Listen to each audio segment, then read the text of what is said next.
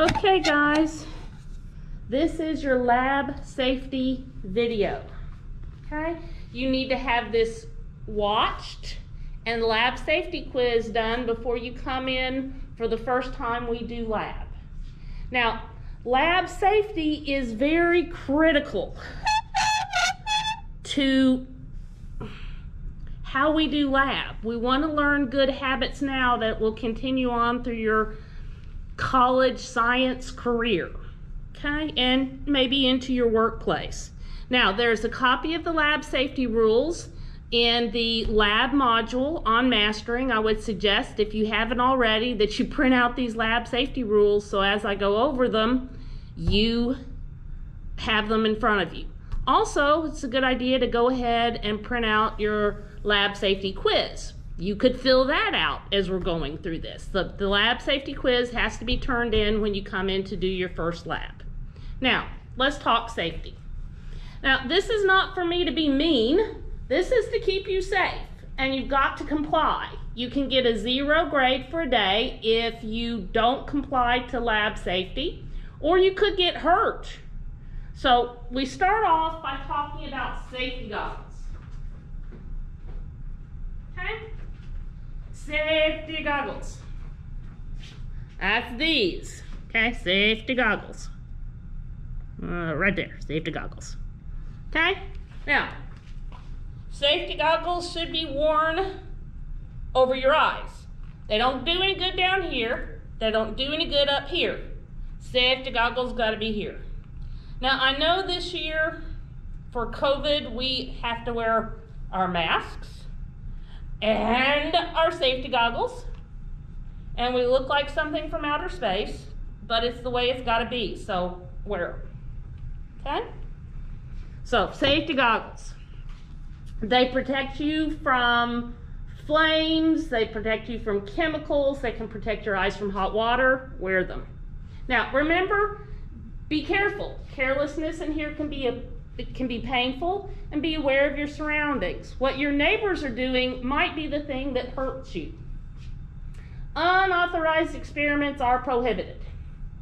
So you don't get to make meth in my lab, okay? Follow all lab directions carefully. Be in lab on time so that you can hear all the instructions and all the safety procedures and all the precautions. If you miss any of the pre-lab, you're going to be a hazard to those around you and may not be permitted into lab. Makeup labs are subject to my attendance policy, which says that you've got one lab to miss. So if you miss one lab, it doesn't count against you. Anything beyond that one missed lab means that you're going to have a 0 for that lab. No food and beverage can be brought into lab. Okay? You don't want to accidentally eat your experiment. There's no smoking in the lab. There's no smoking in the whole building. Never work in the lab without the lab instructor. That does not mean if I have to step out into the hall and talk to somebody, everybody has to stop work. It just means you can't come in here and start lab before I get here. Long hair should be confined behind the head and shoulders. You don't want to accidentally drag your hair through something or set your head on fire with a Bunsen burner. My hair is about shoulder length, but I will often have it up when we're doing lab just to keep it out of my way. Shoes have to be worn in lab. I know this seems kind of ridiculous to say, but I have had a couple of students in the past that wanted to go barefoot. That also means that you do not wear flip-flops or sandals, anything that exposes your toes. Protective clothing should be worn. What does that mean? Well, cotton fabrics. Okay guys, cotton fabrics. Blue jeans are best. Cotton tops, you don't want drapey sleeves. You don't want big loose things that can dip into stuff. And cotton fabrics are the best because they are fairly chemically inert. In other words, they don't react with acids or bases or alcohols. They won't dissolve into your skin. So you don't want to permanently wear your clothes. So I would suggest cotton. Purses, backpacks, anything you bring with you, when we're doing lab, they really need to be underneath your table so that they're not a trip hazard. Okay? Now, let's talk safety features. Let's move around the room a bit. Now, if you're looking at the front of the room, okay, there's the front of our classroom. Over to your left, you will see a door, okay? A door is a great safety feature in a lab. You get out before things go too sideways. All right? Now, let's scan over this way. In the back right corner, okay, from your point of view, is another door. That is another exit out into the hallway to get you out of this building if something goes wrong. Plausible deniability is when you can say, ooh, something went wrong, I missed lab today. So get your stuff, get out of here, okay? Now, let's swing back around. When we talk about two other doors in here, these two. The one that's open goes into my stock room. That is not an escape route. And the other one goes into the balance room. See, that one. And it is not an escape route. So don't use those two doors in case of emergency. Now let's walk up to this upper left-hand corner. Okay? Right here, you see the word fire extinguisher. Okay, behind this door is a fire extinguisher. Now, if we get to the point that we need a fire extinguisher, something has gone definitely wrong. If it is a small fire, you may take a beaker, put the beaker upside down over the small fire, cut off the oxygen, and you put out the fire. If it's a big fire, and we have to think about the fire extinguisher, okay? This guy. Whee! The fire extinguisher. Then you're going to want to pull this off, pull the pin. You're going to lift up the nozzle, and you want to stand a little bit back from the fire. And then you're going to pull this handle, and you want to shoot for the bottom. Okay, shoot low. Shoot low. So you won't want to go up here. You want to go at the base of the flames. Now, when the gas comes out of here, the fire extinguisher, it's moving really fast, which means if it encounters glassware, glassware is going to be flying. Flying glassware means broken glassware, which could lead to bleeding people. I would suggest you warn people downstream before you shoot broken glass at them. Okay? Now, they should be aware that your table is on massive fire, but, you know, who knows? And again, if we get to the point where there's something that big, get out of here. I'll deal with it. There is a second fire extinguisher here at the back of the room next to the balance room. Okay? Second fire extinguisher. Now, let's say it is not something that's on fire, but someone that's on fire. Okay? Stop, drop, and roll is always an option. If you can't think of stop, drop, and roll, head to this corner. Now, there's the front of the room. We're panning to the right. It's up here in the upper right-hand corner. There is a shower. Okay? Now, if you stand under that shower, see, it's up there in the ceiling. Here's a handle. It says pull on. If you pull on that handle, lots and lots of cold water is going to come dumping out. Okay? So if we can get you into that corner, I can douse you in water, put you out. Now, you're going to be wet, you're going to be soggy, but you're going to stop burning. There are other ways to earn a trip to my shower. One of the ways to earn a trip to my shower is if you spill a large quantity of something on you. Okay? So let's say that somebody dumped acid down your shirt. Okay? They tripped and they spilled acid on your shirt. You're going to take a trip to my shower because we have to rinse all those chemicals off of you. Okay? We don't want them to stay. Now, just like your shower at home, if something's been spilled on you, you're going to have to get naked in my shower. Because if we don't, the water will just push the chemical down closer to your skin and will increase the burn. So you're going to have to strip down. Now, your classmates might or might not close their eyes. And I definitely don't have time to make them leave the room before we shove you in the shower. So modesty goes out the window if you earn a trip to my shower. Okay? Now, after the shower is over, I have a fire blanket. See the red box there? The red box is a fire blanket. I can use that to wrap you up in. We can also use the fire blanket to pad out a fire, but chasing you around the room with fire blanket usually doesn't work very well. I usually try to herd you into the shower and just soak you down if you're wet. Okay? Now, the other thing that can happen is you might get something in your eye. Underneath the shower, okay? This is an eye wash. Now,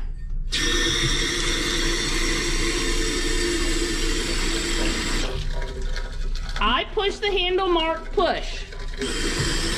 Okay?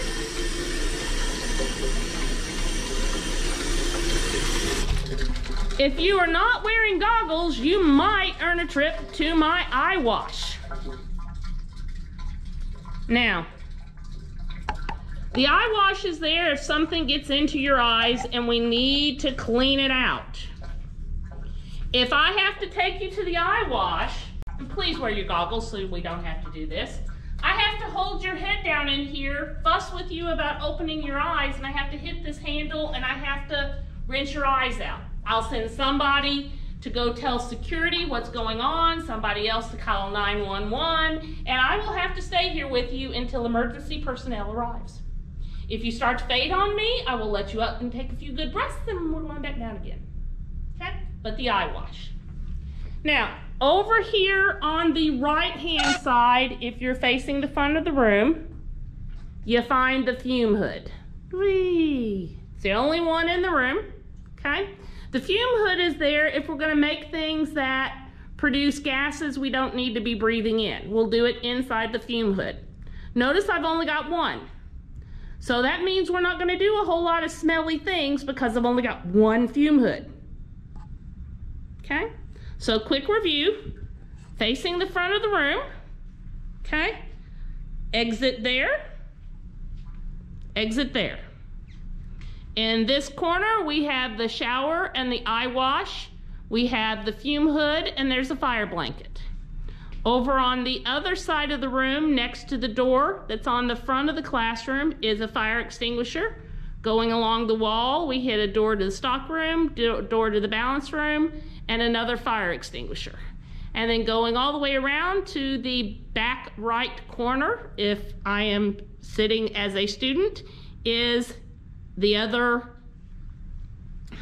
exit. Now, let's talk about some other things. Okay? In lab, we're going to use pipettes. Okay, let's talk about some glassware we're going to use. Let me make sure that things are the right distance here. Let's see. That looks pretty good. Okay, guys, let's talk about some glassware. This is an Erlenmeyer flask. This is a beaker. And I'm gonna put some water in the beaker. All of your tables have sinks. They are sinks, not trash cans. Please remember that. Now, sometimes we're gonna use pipettes. Two different varieties of pipettes here. Okay, and I'll talk about pipettes every time we use them. And a pipette is nothing more than a glass straw.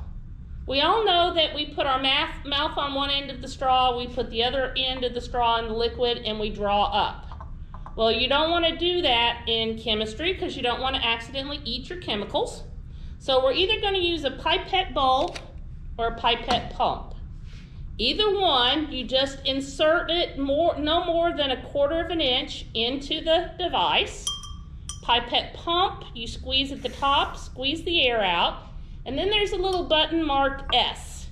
and you're going to use it to draw up the liquid. Okay?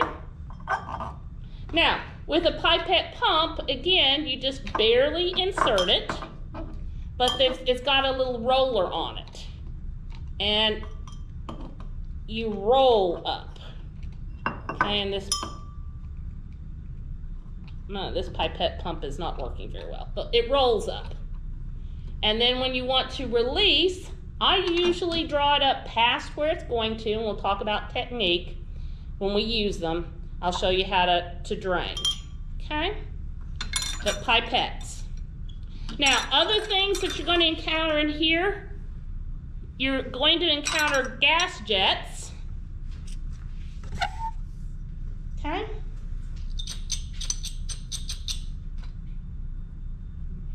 That gas jet doesn't seem to be working, which is unusual. Okay, I got that on there good and tight. Okay. When the gas jet is down the nozzle, it's fully on, and you click to light it. Okay? Now, flame goes up pretty high. I don't know if you can see it in the video, but there's two cones to the flame, an inner cone and an outer cone. The tip of that inner cone is the hot spot. This is a ring stand. There's the ring, and there's a piece of wire gauze that we can use to sit things on, and we quite often will have Bunsen burners set up with this. Okay?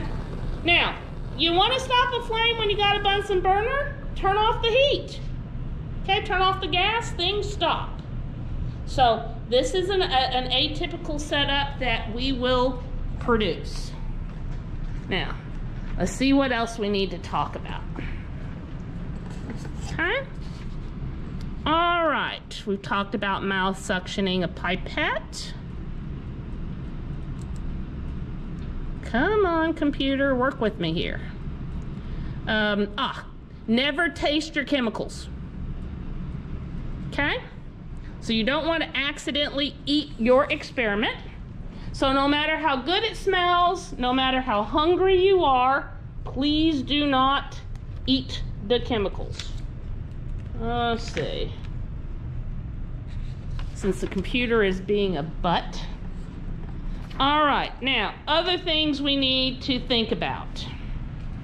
Remember that solid trash needs to be thrown away in the trash cans. Oh, smelling chemicals. Okay, let's talk about smelling things. All right, guys. Let's see. Yes, I know this is choppy. All right, if I have a chemical that I want to smell, okay, I do not stick my nose in it. Very bad. You want to hold it out in front of you, and you want to, the correct word is waft, but fan a little bit of the fumes at your nose. Take little sniffs. Don't go, okay, bad idea. I had a student who thought he was being a smart aleck years ago, walked up to his lab partner with a bottle of ammonia and said, "Here, smell this." His friend wasn't paying attention, took a big whiff, passed out, hit the ground, burned the inside of his nose. It was not a pretty sight. So we do not want to do that. Okay? Now, see if I can get that to show up. You should have the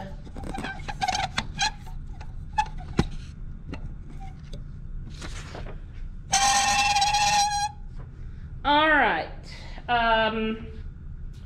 Read MSD, well, read the safety labels. Pay attention to when I tell you any hazardous chemicals. Remember, red means flammable. When you see red tape, blue means poisonous or biological hazard. White is corrosive. Yellow means reactive. Gray is being replaced by green, so if you see green or gray tape or writing on something, it should have little to no risk. Okay? Now, try to avoid cross-contamination of chemicals. So when we are playing with chemicals, you don't take a pipette and stick it from one solution into the next solution into the next solution. it doesn't work very well. I'm sorry, the computer is frozen. I can't get it to scroll up. So I'm just going to talk to you. You should have the sheet. If you're weighing things out, every different substance gets its own weigh boat or piece of weigh paper. Never weigh directly on the balance pans. Now let me show you what a balance looks like. Okay, we go inside the balancer.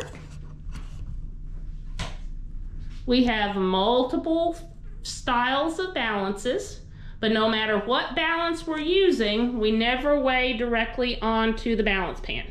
Okay, you're always going to use some kind of weigh boat.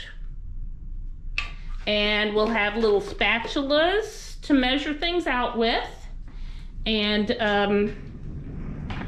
you always use clean spatulas for each new substance. Okay, so you got to be careful not to cross-contaminate. Now, talking on, okay, if I ever let you play with concentrated acid, which probably not going to, you always add acid to water, never water to acid. Remember that hot glassware looks just like cold glassware. So if you want to decide if something is hot or not, okay, it's a good idea to cup your hands. See, let's see. See, I've got a beaker here. If I want to know if it's hot, I cup my hands over it. If I can feel heat rising up, it's too hot to handle. We do have hot pads to grab things with that are hot if we need to remove them from a location. Never point a loaded test tube at somebody, especially one that you're heating, because they can superheat at the bottom and then shoot liquid out the front end. Inserting glassware, I don't think I'm going to let you do that. But if we do, we would talk about the procedures of how to protect yourself from broken glass. Now, keep your working surfaces clean. Okay, at the end of lab, make sure you clean everything up, put everything away. This semester we'll be doing a lot of individual table stuff. But if you have broken glassware goes into the broken glassware container. Okay? And here's a little broom and dustpan to collect broken glass. So make sure that you got the broken glass taken care of. Please keep your working areas clean. All accidents should be reported to me. I do keep a first aid kit. Burns get treated with lots and lots of cold running water. Never take lab equipment or chemicals from the room. Make sure that the gas and water is off when you're done. Wash your hands before you leave. Now guys, I have a sink over here that has hot water. We'll always have paper towels out. Notice that by the sink there'll always be a bottle of soap so you can wash your hands. That goes along with the I don't want to accidentally eat my chemicals theme that we have going. Okay? All right, let's see what else we need to talk about. If you're pregnant, let me know. I'll give you a list of chemicals for your physician to see. And remember that in lab, it is always safer to stand than to sit. I know we have these nice chairs, okay? And it's very tempting to want to sit, but you don't need to sit, you need to stand. That's because you need to be able to move away from hazards when they happen. All right, so also a couple other things to point out to you. We do have a hazards index identification thing here. And notice that we have a diamond on the door. It's got 443 and a W with an X through it. That tells people about health concerns with the chemicals that are in there. Let's say if you're a firefighter coming in. So there we go, people. There's the room. All right, guys, that's your lab safety quiz. You are good to go.